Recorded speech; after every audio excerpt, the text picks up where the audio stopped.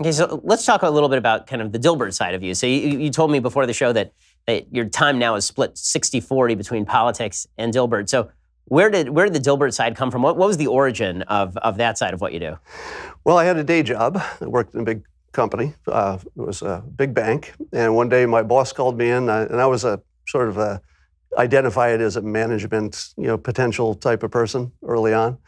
And my boss called me in and said, I don't know how to tell you this, but the media has discovered that we don't have any diversity in senior management. And they said, we won't ever be able to promote you because you're a white male. And I was told this directly, by the way. I want to make clear, I'm not interpreting.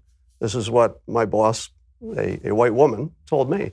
And she was saying it apologetically, like it's not my decision, it's coming from the top, but don't expect to get a promotion. So I left.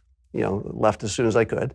Got a job at the phone company, got on the management track, and a few years in, my boss called me in his office, and he said, I don't know how to tell you this, but the media realized we have no diversity in senior management.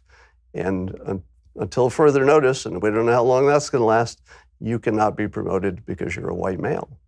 And that was the point where I thought, maybe I need to work somewhere that doesn't have a boss. maybe the boss is the problem, right? Now, I had very specific problems that were coincidentally the same, but having a boss is never a good idea. So I thought, well, let's try some things. And one of the things I tried, it wasn't the only thing I tried, but was cartooning. And I submitted some comics, that's the short version. And one syndication company said yes, and the rest was Dilbert history. Now, how's the comic community treated you since you came out of the closet as a Trump supporter?